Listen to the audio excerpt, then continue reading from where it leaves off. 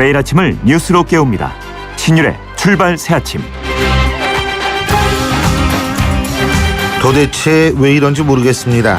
무장 탈영병은 아직도 우리 군과 대치 중이고 문창극 총리 후보자 문제 역시 계속 지속되고 있습니다. 뿐만 아니라 오늘 새벽 우리 축구는 알제리에 4대2라는 참혹한 스코어 차이로 졌습니다. 도대체 풀리는 일이 제대로 하나도 없다는 생각이 들게 하는 아침입니다. 여러분 안녕하십니까? 신율입니다.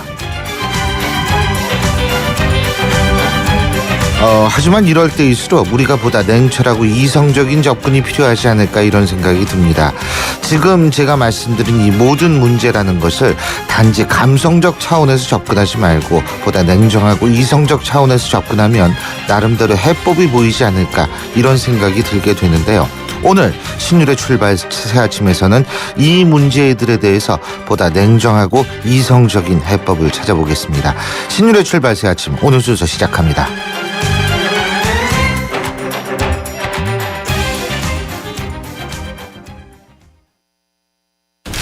김연아예요. 저의 다음 계획 궁금하시죠? 앞으로 강원 평창수와 함께 준비하겠습니다. 평창 동계올림픽을 준비하는 깨끗한 물이니까요. 강원 평창수 마시면서 같이 준비하실래요? 평창 동계올림픽 공식 먹는 샘물 강원 평창수.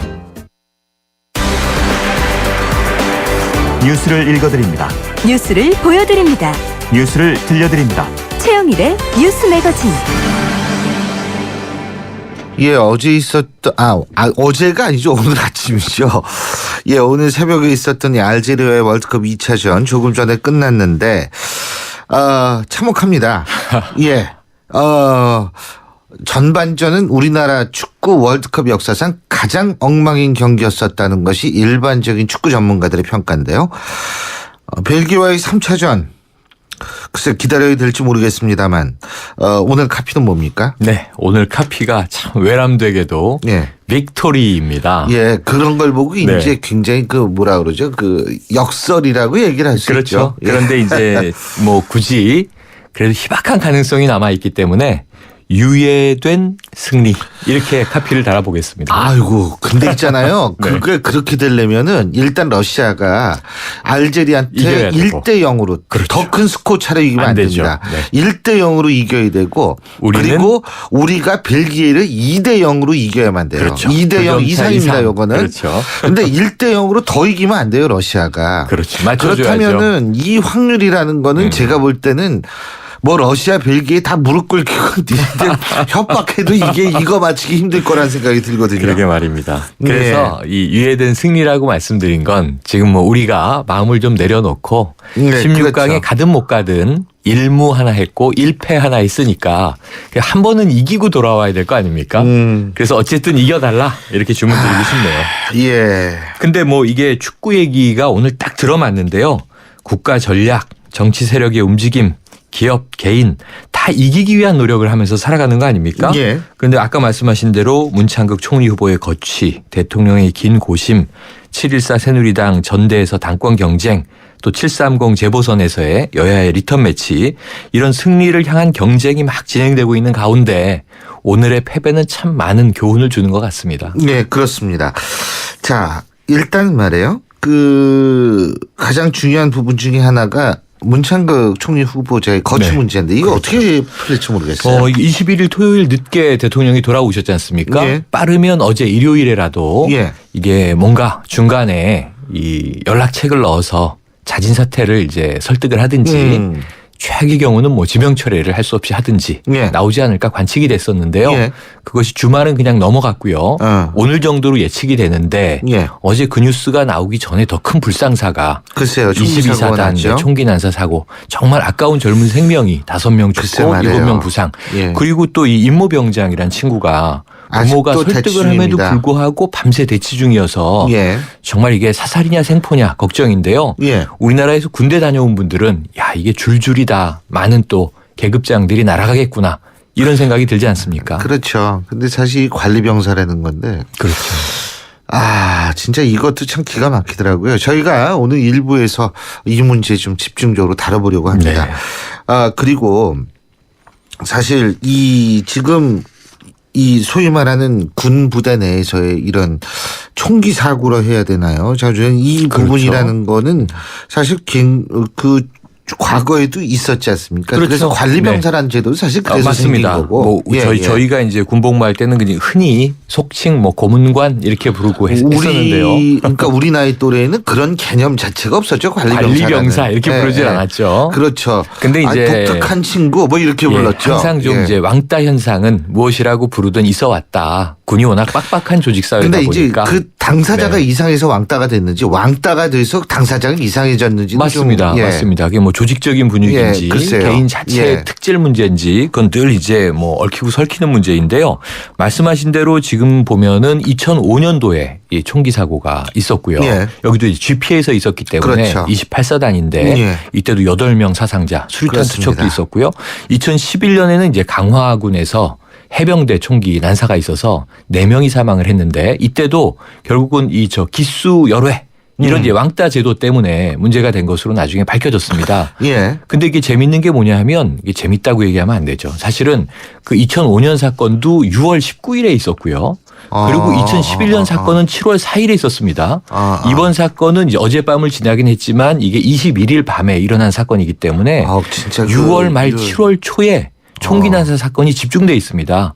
이런 것들을 좀 군에서 그거 잘 분석해야 될 것 같아요. 부분인 지적해 주셨는데 근데 어쨌든 이게 참 좀 이게 군에 우리 젊은이들 특히 우리 아들들을 보낸다면 안심하고 군에 보낸다라는 표현은 맞지 않지만 하지만 이런 불의 사고를 겪게 하면은 안 되는 거 아니겠어요?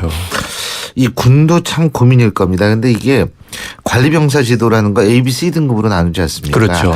제가 알기로는 A등급 관리병사 하나를 관리하는데 우리 세금이 연간 수천만 원이 들어간다라는 얘기 들었어요. 왜냐하면 놀이 치료도 하고 무슨 리더십 강의 듣게 하고 또 비싼 검사도 해야 되고 지휘관들이 특별히 이제 돌아봐야 되고 그렇죠. 그러니까 이게 사실 군에서도 그만큼 고민이 클 거예요. 그렇겠죠.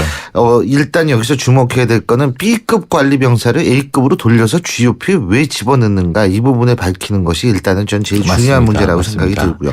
자, 새누리당 7.14 전당대회 3주 남았네요. 3주 남았는데 이제 시끄러운 이야기들이 터져 나옵니다. 지방선거 때 서울시장 예비 후보 경선 때 이 3파전이 있지 않았습니까? 그때도 이제 네거티브들이 있었고요. 박심 마케팅이 있었는데요. 이번에 이제 서청원 의원과 그리고 김무성 의원이 이제 2강 구도를 형성하고 있고 나머지 후보들이 있는데 어제 김무성 의원 캠프의 권오을 경선대책 총괄본부장이 여의도 당사에서 기자회견을 했습니다. 내용인즉 서 의원이 김 의원을 앞섰다는 여론조사가 나왔는데 유포되었는데 이게 조작된 것이다. 이렇게 이제 폭로를 한 거예요. 글쎄 말이에요. 나 또 생전 처음 봐요. 이거 전당대회 문제로 이거 참 낯선 문제인데요. 근데 이제 서 의원 측에 또 이범래 총괄본부장도 회견을 열었습니다. 그 어떤 조작 시도도 없었다. 해당 기간에 여론조사를 의뢰한 일 자체가 없다. 그런데 이게 무슨 얘기냐. 그리고 그동안 입장 표명을 자제한 것은 진흙탕 싸움이 되지 않게 손해를 감수하면서 참아온 것이다. 해도 너무한다. 그러면서 이제 소합병적 이전 투구로는 당내 리더십을 세울 수 없다. 이런 말을 덧붙였는데요. 이 양대 캠프 간의 설전이 이제 벌어지자 이 사이에 또 이제 여러 군소 후보들, 이인재 의원, 홍문종 의원, 김영호 의원 모두 다 이제 한마디씩 곁들이는 가운데 당내 소장파 의원들이죠. 조혜진, 강석훈, 하태경 의원 등은 오늘 이제 쇄신전대 추진 모임이라는 것을 결성하고요. 국회에서 첫 회의를 연다고 합니다. 복잡하게 돌아가고 있습니다. 진짜 복잡하네요. 사실 이거 전당대회는 간단하고 이 축제 분위기에서 치러져야 되는데 원래는 추대도 되고 그랬었지 않습니까? 글쎄 야, 이게 참 좋게 보면 민주적 당 운영이라고 볼 수도 있는 건데. 그렇죠. 내부 경쟁이 치열하니까요. 자, 오늘의 노래는 뭘까요? 자, 오늘 축구 때문에 다 이제 아주 아쉽고 안타깝고 밤은 샜는데 힘든 월요일 시작하는 분들 많으실 텐데요. 마지막 이제 금요일 새벽입니다. 또 금요일 새벽 5시 3차전은 승리 소식이라도 한번 기다려보면서 영화 로키 초심으로 돌아가서 도전자의 마음으로 Gonna Fly Now. 바로 지금과 같이 꿀꿀한 날에 실버스타 스텔론이 계단을 올라가면서 막 뛰던 모습이 그럼요. 무명의 나이도 많은 늙은 복서였어요. 그렇습니다. 심기일전 하시기 바랍니다. 고맙습니다. 오늘 말씀 잘 들었습니다. 고맙습니다.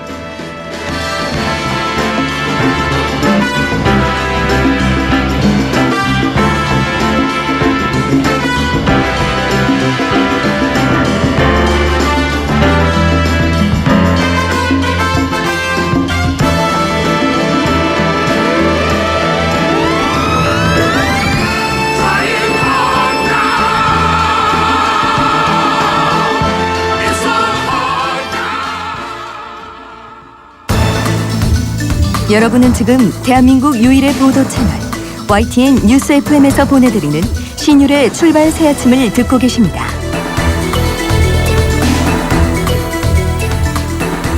예, 강원도 전방부대 총기 난사 사건의 주범 임모병장이 탈영해서 현재 군경과 대치 중입니다. 근데 이곳이 바로 강원도 고성군 명팔인데요. 양측 간의 수차례 총격전이 오가는 위기 상황이 이어져서 군 당국은 어제 오후에 대치 현장이죠. 이 명팔이 때 주민들에게 긴급 대피령을 내렸습니다. 그래서 지금 현재 우리 주민들 어떤 상황인지 강원도 고성군 현내면 명팔이에서 식당을 운영하고 있는 주민 황필여 씨 연결해서 당시 상황, 지금의 상황 들어보겠습니다. 나와 계시죠? 안녕하세요. 여보세요? 예, 안녕하세요. 예. 얼마나 놀라셨어요? 예? 아우, 많이 놀랬죠. 어제 그러니까 그 상황을 잠깐 말씀해 주시면 어떤 상황이었어요? 어제 아침에 예. 뉴스에 보도가 계속 됐었거든요. 예. 그러고 있다가 이제 우리 명파리 쪽에는 아무 피해가 없겠지 하고서는 안심하고 있었는데 거기 군부대하고 좀 떨어져 있군요. 아, 마을이니까. 마을이니까. 예. 그러니까 지금 22사단하고 명파리하고는 한 20분 차로. 예. 예, 그 정도 떨어져 있는 곳인데, 그래가지고, 안심하고 있었는데, 갑자기 한 11시 한 반, 12시 거의 돼서, 예. 방송을 하는 거예요. 주민들, 대피하라고, 이장님이. 그래가지고서는 다 그냥, 우왕장하고 다들 놀래가지고, 연세 드신 분들도 그렇고, 그렇게 하고 있었죠. 총소리도 막 들리고 막 그러니까. 아니요, 이제 총소리는 그때 들린 것이 아니고 방송하고 한 2시간 정도 있다가 총소리가 들렸어요. 아, 대피를 하고 나신 다음이겠네요, 그러면? 그렇죠. 대피할 때쯤이죠. 아, 그렇군요. 그러니까 아무래도, 제가 볼 때는 안전 조치는 비교적 신속하게 이루어졌다. 이렇게 볼 수 있는 부분인 것 같아서 여쭤본 겁니다. 네. 근데요, 지금 계신 곳이 초등학교 체육관이죠? 그러니까는 명파 초등학교가 아니고 대진 초등학교예요. 대진 초등학교요? 네. 예. 명파라는 마을이 예. 최북단에다가 지금 한 150, 170가구 되는데 예. 거기 그렇게 큰 마을에 대피소가 하나 없다라는 게 참 좀 아쉽고요. 예. 예, 그리고 저희가, 대진 초등학교는 고개를 넘어가야 돼요. 거기서 차로 한 5분 이동을 해야 됩니다. 아, 네. 차로 5분이요? 차로? 예. 아. 예, 차로.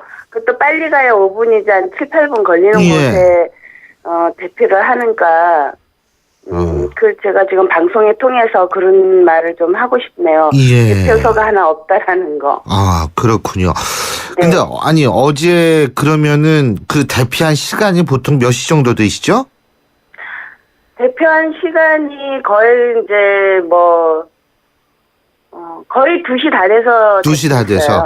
예, 그러면은 2시 어제. 넘어서, 2시 조금 넘어가지고 그거 한 거거든요. 예. 총소리가 났거든요. 아. 근데 자세한 시간은 제가. 그렇죠. 물론 정신없으시니까. 네네. 근데 어떻게 식사나 잠자리는 아무래도 불편하시겠지만 식사 같은 건 어떻게 제대로 드시고 계십니까? 암만 해도 불편한 점이 한두 가지. 물론 그렇죠. 예. 식사는 그렇죠. 어디 군 당국이나 아니면 행정 당국에서 제공을 하고 있나요? 네, 행정당국. 예. 예. 자, 지금 주민들 같은 경우에 어젯밤에 제대로 잠도 못 주무셨을 것 같은데 말이에요. 그죠? 네. 집에 있어도 대피 안 하고 집에 있어도 불안해서 잠이 안 오는데. 예. 암만 해도 여럿이 나가가지고 거기 있는데 잠을 잘 수가 있겠습니까? 그렇죠. 불안해서 잠이 안 오죠. 예. 아, 그러시군요. 네. 지금 군 당국이나 아니면은 행정 당국에서 무슨 얘기 없습니까? 어떻게 일이 돌아가는지 잘 모르시죠? 네, 네, 아직까지는 잘 모르고 있습니다. 그러니까 뭐 예를 들면 언제 돌아갈 수 있을 것이다. 뭐 예를 들면 이러한 얘기를 해주지 않고 있군요. 예? 아직까지는 예. 예. 아 근데 아직도 대치 중이랍니다. 그러니까 시간이 네. 조금 더 걸릴 것 같은데 네. 어쨌든 뭐 거기 계신 동안 그래도 잘 네. 드시고 이러실 수밖에 없죠. 예. 네, 그럴 수밖에 없는데 연세 드신 분들이 너무 또 몸이 불편하신 분들도 그렇죠. 계시고 그래서 걱정도 되고요. 예. 또 저 같은 경우는 또 하루 벌어 하루 먹고 사는 사람인데 생업이 영업을 지장. 지금 전혀 못하고 며칠 동안 영업을 못하고 있으니까 그런 것도 그렇고 예. 불편한 점이 한두 가지가 아니죠. 진짜 그게 그러네. 이게 빨리 어떻게 일이 수습이 돼야 되는데. 예, 어쨌든 그 앞으로 이 문제가 빨리 수습이 돼서 다시 일상생활에 복귀하시길 바라겠습니다. 오늘 말씀 잘 들었습니다. 고맙습니다. 네, 감사합니다. 예, 지금까지 강원도 고성군 명파리 주민이시죠? 황필여 씨였습니다.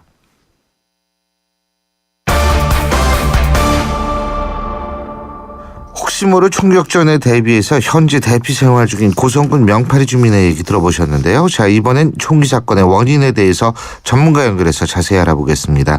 임태훈 군인권센터 소장 연결하겠습니다. 임 소장님, 안녕하세요. 네, 안녕하십니까. 예. 자, 지금도 대치가 되고 있습니다. 대치가 생각보다 굉장히 길어지고 있는데 지금 상황 어떻게 보시죠? 예, 뭐 예상을 깨고 지금 도주로도 사실상 차단을 못해서 그 GOP로부터 약 10km 이상 떨어진 곳에서 또 총격전이 벌어졌고요. 예.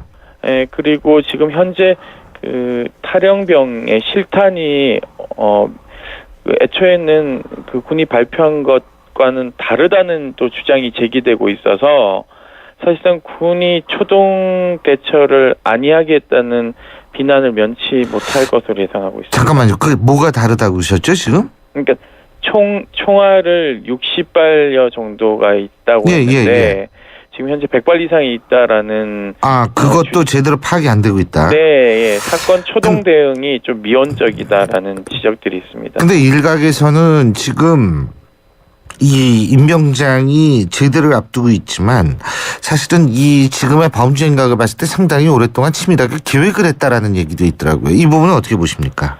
예, 그 보통은 2등병이나 1병이 탈영을 많이 합니다. 예. 대부분 오래지 못해 다 검거가 되고 특히 사고를 일으키고 도주했을 경우에는 부대 반경 몇 킬로 이상을 벗어나지 못하고 그냥 한 곳에 머물러 있다가 체포되는 경우가 많은데요. 예.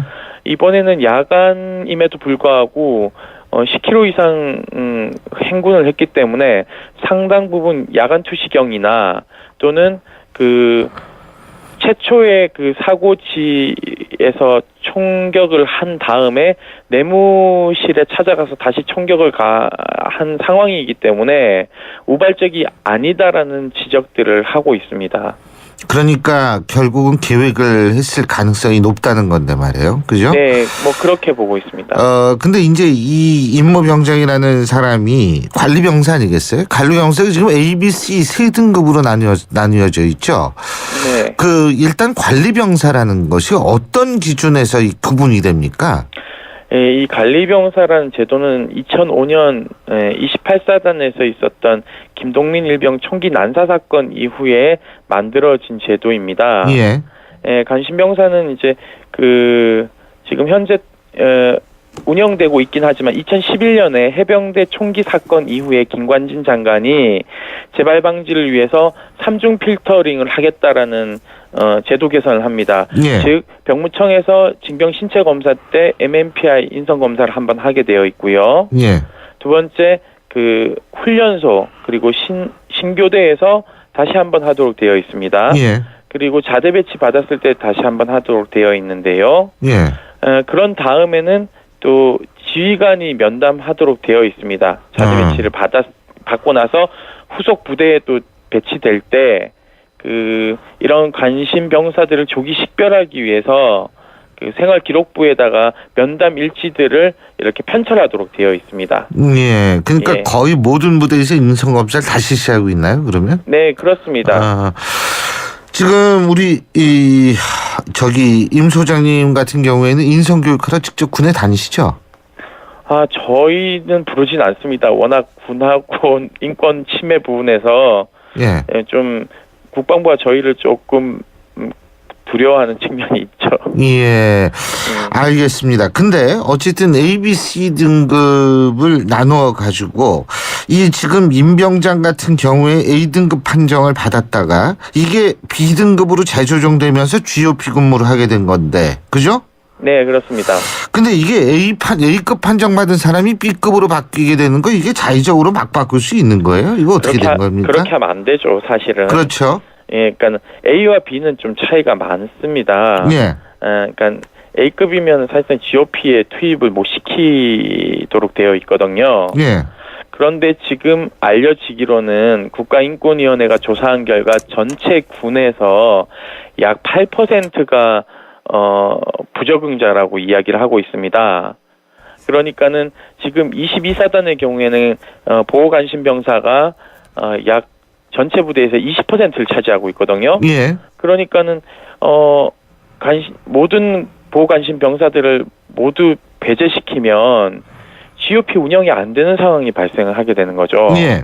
그러니까는 지휘관이 적극적으로 해석을 해서 너는 좀 괜찮겠지 하고 B등급으로 조정하지 않았나라는 판단을 조심스럽게 해볼 필요가 있고요. 근데 이 조정에 있어서 이 주무관이 그러면은 누굽니까? 소대장입니까? 중대장입니까? 대대장입니까? 사단장입니까? 누굽니까? 대대장이죠. 대대장. 대대장인데 문제는 대대장께서 그 보호관심 병사에 대한 심리 상태라든지 네.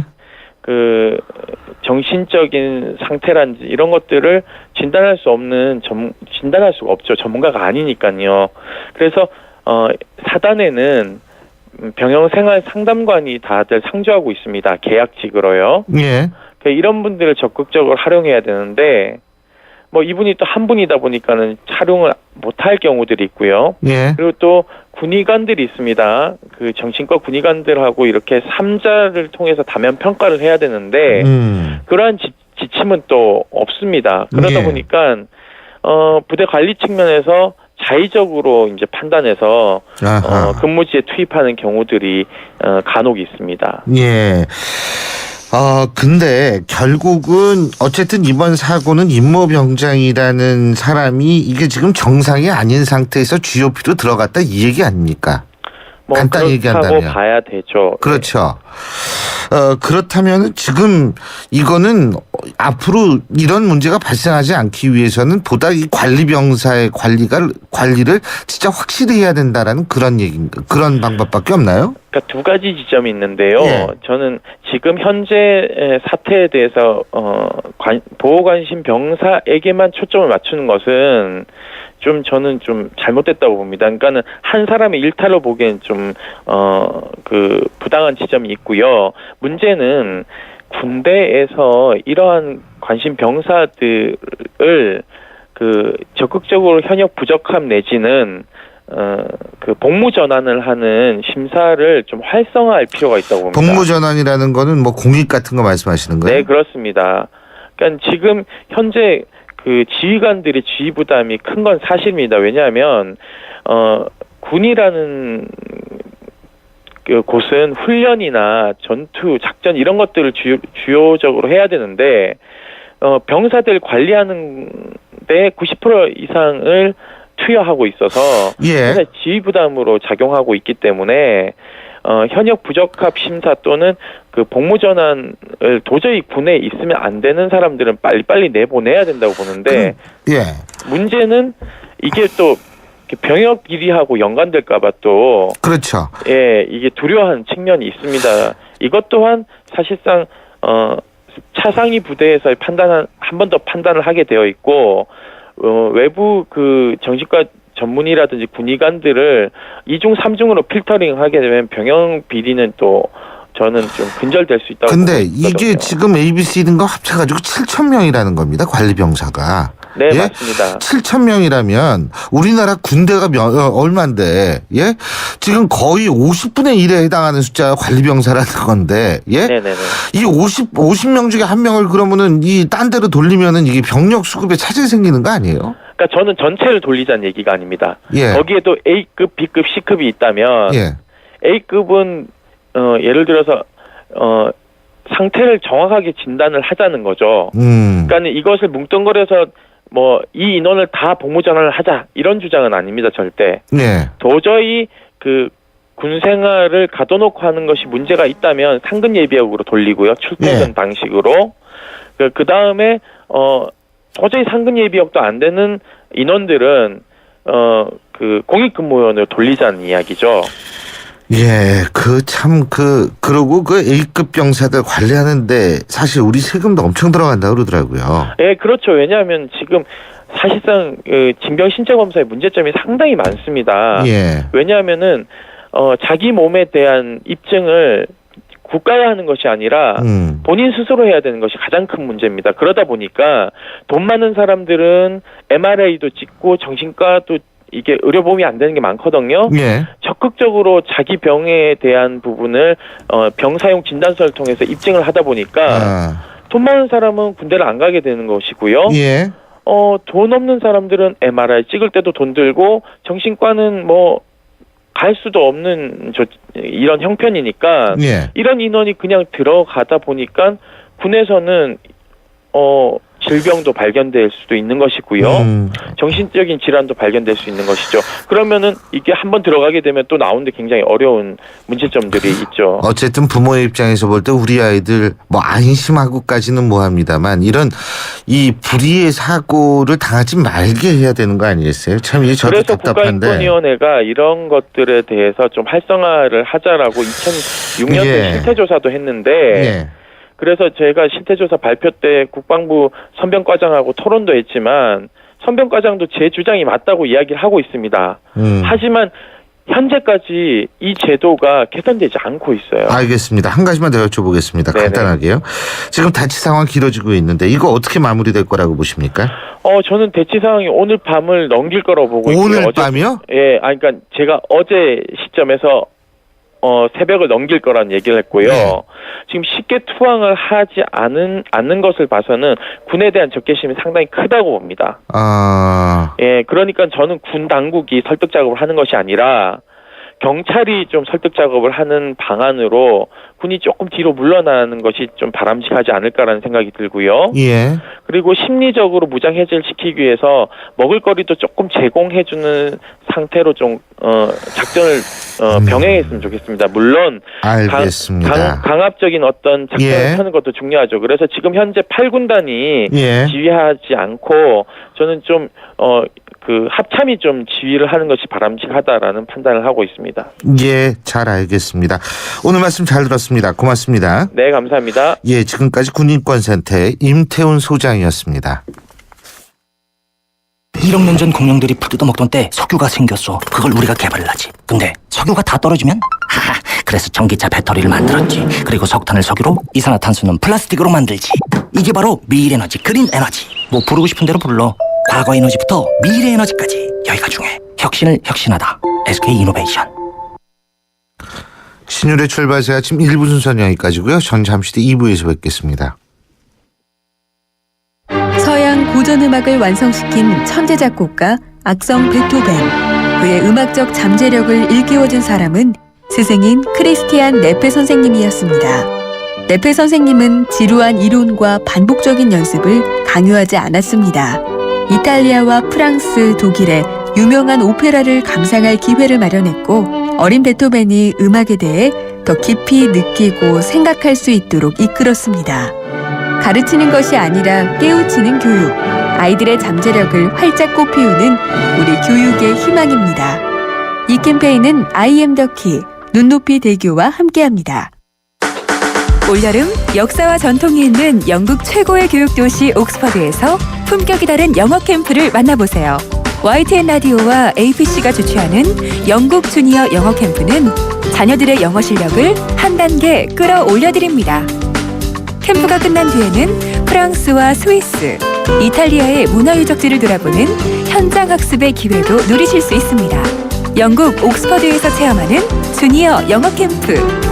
YTN 웹사이트나 서울 전화 723-0550 723-0550에서 확인하실 수 있습니다.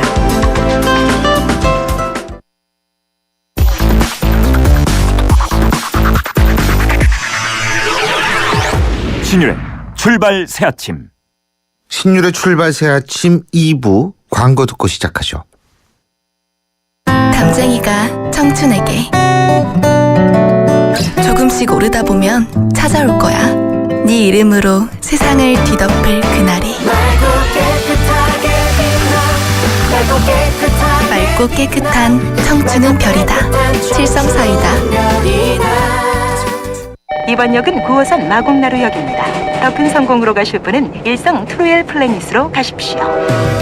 9호선 마곡나루역 개통. 오피스텔 이제는 마곡으로 환승하라. 마곡지구 골든블럭의 중심 마곡나루역 일성 트루엘 플래닛. 문의 1899-7181 일성건설 모델하우스 오픈 중. 인화와 지아가 함께 부르는 캠핑장 에티켓송. 옆 텐트와 반갑게 인사해요. 안녕하세요. 떠날 때는 깨끗이 참 잘했어요. 최고.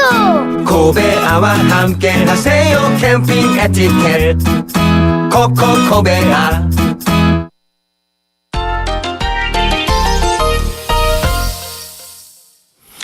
예, 오늘 새벽 잠 못 이루셨던 분들 많으실 겁니다. 그리고 그렇기 때문에 오늘 상당히 피곤함을 느끼시는 분들도 많을 것 같은데요.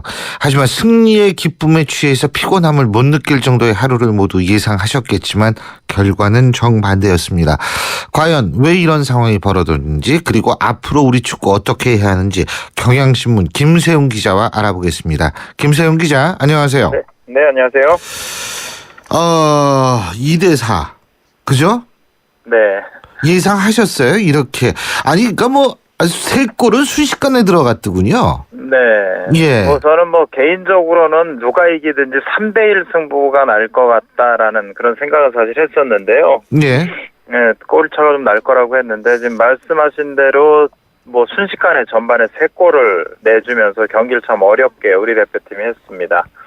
전반 26분에 첫 골, 그리고 2분 후에 또 추가골을 내줬고요. 또 전반 38분에 또 한 골 허용을 하면서 3대0으로 전반전을 마쳤죠. 전반전 마치는 동안 우리나라 대표팀이 슈팅을 하나도 때리질 못했습니다. 예. 슈팅 수 0대12, 스코어 0대3. 그것만 해도 후반에 경기 뒤집기는 참 어려웠는데요. 예. 그래도 후반에 우리가 손흥민 선수가 후반 5분에 일단 골을 넣어줬고, 그리고 후반 27분에는 구자철 선수가 또 추가골을 넣어주고 하면서 일단은 후반전은 2대1로 앞선 가운데 경기를 했고요. 그래서 지금 승점으로 우리가 지금 1무 1패가 됐죠. 그러면서 골 3골 넣고 그리고 5골을 내줬습니다. 그래서 골득실이 -2가 되면서요. 4개 팀 중에 최하위에 머물렀죠. 근데요, 지금 슈팅 수가 전반전에 우리는 하나도 없고 알제리는 12개라고 말씀하셨는데, 네. 이렇게 전반전, 어떤 분은 우리나라 역대 월드컵 출전 사상 최악의 전반전이었다라고 평가를 하던데요. 그 네. 이유가 뭐라고 보십니까? 일단 표면적으로는 우리 수비가 흔들렸다. 정말 우왕좌왕했다라고 말씀을 드릴 텐데, 그 원인을 보게 되면 이번에 알제리가 지난번 러시아전에 극단적인 수비 축구를 했고요. 이번에 공격적으로 나왔고, 그러니까 전술이 바뀌었다는 거죠. 그리고 러시아전 멤버보다 이번에 수비수 2명, 그리고 공격수 3명 해서 5명이 바뀐 상태로 나왔어요. 그러니까 우리가 그만큼 대처를 못한 거죠. 그러니까 예. 아마 1차 나름대로 우리 대표팀이 알제리전에서 분석을 했겠지만은, 이번에 골을 넣은 4골을 알제리가 넣었는데 그중에 브라임이라는 선수가 1골, 자브란 선수가 1골에 도움 하나를 기록을 했는데, 이 두 선수가 러시아전에 뛰지 않았던 선수입니다. 그리고 슬리마니라는 선수가 골을 넣는 이 선수는 러시아전 막판에 교체 투입이 됐던 선수예요. 예. 그러니까 잘 모르고 있는 상태에서 이렇게 선수들이 나오다 보니 거기에 대한 대처가 느렸고, 또 이 선수들이 다 키가 작지만 아주 빠르고 돌파가 좋은 선수들입니다. 그러니까 우리가 러시아전에서 본 알제리의 모습만 보고 알제리가 왼쪽 라인이 강하고 왼쪽에서 크로스가 올라오는 걸 차단해야 된다라는 것만 하려고 하다가 키 작은 선수들이 막 휘젓고 다니니까 우리 수비수들이 우왕좌왕하면서 결국 무너진 거죠. 그러니까 우리가 모르고 나서는 경기가 되다 보니까 전반에 3골이나 내주고 말았죠. 몰랐다는 거는 그렇다면 누구 책임인가요? 뭐 일단은 뭐 경기 결과는 감독의 책임이죠. 홍명호 감독도 아마 그거에 대해서는 뭐 변명이나 이거 할 게 아마 없을 겁니다. 근데요, 지금 16강에 가는 거는 상당히 여러 조건이 특이하게 다 들어맞아 이제 가는 거죠? 네, 지금 경우의 수가 일단 있는데요. 예. 우리가 마지막 경기를 우리하고 벨기에전이 금요일 오전 5시, 그리고 같은 시간에 러시아 알제리전 이게 동시에 열리게 되는데 일단은 우리가 벨기에를 2골 이상 차로 꺾어야 됩니다. 예. 그래야지 우리가 승리를 16강 진출을 바라볼 수가 있어요. 확정되니까 우리가 자력으로 16강에 갈 수 있는 방법은 지금 없습니다. 벨기에를 이겨도. 벨기에를 예를 들어서 100대 0으로 이겨도 우리가 자력으로 못 갑니다. 그러니까 일단 우리가 벨기에를 2골차 이상으로 이기고 러시아가 알제리를 1대 0 정도로 잡아주던가 아니면 러시아하고 알제리전이 0대 0 정도로 끝나든가 돼야 돼요. 그러니까 일단은 알제리가 이겨버리면 알제리가 2승으로 16강에 진출하게 되고요. 벨기에랑 똑같이. 그러니까 우리가 벨기에를 크게 이기고 러시아가 알제리를 1대 0 정도로 이기거나 이 경기가 0대 0으로 비기거나 이러면 우리가 골득실차도 아니라 다득점으로 골을 많이 넣은 다득점으로 16강에 갈 수가 있습니다. 그러니까 뭐 쉽지 않죠. 일단 어쨌든 공격적으로 나서 그렇죠. 네, 공격적으로 나서서 벨기에를 뭐 사실 벨기에한테 뭐 1대 0으로 이기든 뭐 5대 0으로 지든 16강 진출은 어려운 상황이니까 초반부터 우리가 강하게 나서는 수밖에 없죠. 근데요, 벨기에 같은 경우에는 지금과 같이 우리한테 져가지고 예를 들면 뭐 알제리가 이기려면 조 2위로 가면은 독일하고 붙는다는 거 아닙니까? 그렇죠. 예. 그렇기 때문에 벨기에 같은 경우에는 어떻게든 우리랑 이겨야지 독일을 피할 수 있다라는 생각을 할 수밖에 없고 그렇기 때문에 결코 벨기에가 우리한테 야 이거 몸이나 슬슬 풀면서 그냥 다치지만 않게 경기하자 이런 식의 접근은 안 할 거란 얘기가 많더라고요. 네, 지금 일단은 벨기에가 그러니까 왜냐하면 알제리가 만약에 이기면 알제리랑 벨기에 한국한테 지금 승점이 똑같아지는데 말씀하신 대로 16강전에서 만약에 벨기에가 2위로 밀린다고 하면 독일하고 붙게 됩니다. 그러니까 벨기에 입장에서 일단 한국전에서 비기기만 해도 조 1위가 결정이 되니까요. 일단 뭐 비교도 좋다라는 쪽으로 경기를 할 거고 뭐 아무리 감독이 이 경기도 잘해야 된다고 해도 선수들이 약간 사실 늘어질 수밖에 없고 그리고 벨기에가 생각같이 그렇게 강하지 않아요. 경기를 하는 거 보면요. 앞에 이제 몇몇 빠르고 돌파가 좋거나 이런 선수 한 2명, 3명 정도 제외하면 다른 선수들의 플레이가 그렇게 위협적이지 않고 또 수비하고 공격진의 사이가 상당히 넓어서 공간이 많기 때문에 우리 선수들이 휘저을 수 있는 분위기는 됩니다. 그래서 제가 냉정하게 보기에 벨기에전에서 우리 한국이 첫 골을 좀 이른 시간에 터뜨린다고 하면은 벨기에를 한번 잡아볼 수 있는 상황은 될 것 같아요. 예. 네, 근데 이제 2대 0 이상이라고 그러셨잖아요. 그렇죠. 2대 0이나 3대 0으로 이기고 저쪽에서 러시아하고 알제리전 결과를 좀 지켜봐야 되니까 16강 가는 거는 확률적으로 상당히 낮죠. 그렇죠. 제가 볼 때 10% 미만이네요. 자, 어렵습니다. 사실. 9401님이 이런 거 여쭤봤습니다. 도대체 박주영 선수를 왜 이리 고집했는지 이해가 안 됩니다. 이런 질문해 주셨습니다. 답해 주시죠. 네. 뭐 박주영 선수가 러시아전에도 골을 슈팅도 못 때렸고 오늘도 역시 슈팅 못 때린 상태로 교체가 됐어요. 그러면서 홍명호 감독이 너무 이제 선수들 자기만 아는 선수 몸이 안 된 선수를 데려다 계속 기용한 거 아니냐라는 것도 이제 비판이 있고 한데요. 홍 감독 생각은 이렇죠. 일단 뭐 지금 이렇게 몸 상태가 안 좋거나 지금 몸 상태 자체가 안 좋은데 박주영이 그럴 거라고 이제 생각을 못 하고 몸 상태가 어느 정도만 올라오면 제목을 해줄 거다 아마 그렇게 예상을 했던 것 같아요. 근데 뭐 소속팀에서 오래 뛰지 못하고 하다 보니까 결국 몸 상태도 좋지 않았고 실전 감각도 떨어지고 하면서 제목을 못 해주는 거죠. 어쨌든 선수 뽑는 거는 감독의 몫이고 이거에 대해서는 홍 감독도 뭐 비판을 면할 수가 없겠죠. 5574님 이런 질문해 주셨네요. 우린 정말 외국 감독 말고는 안 되는 겁니까? 한국인 감독이 이렇게 점수 못 내는 이유가 도대체 뭘까요? 저도 이게 궁금하거든요, 사실. 네.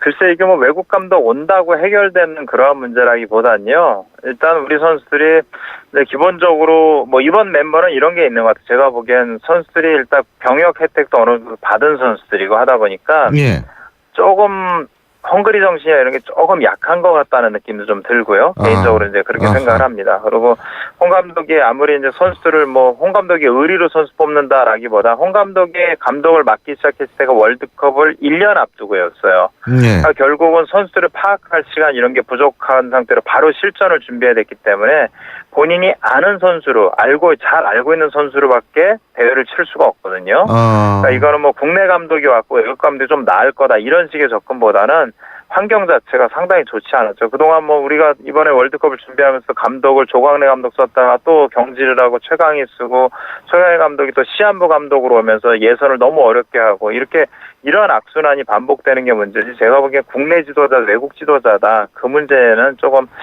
논외의 문제 같습니다. 예.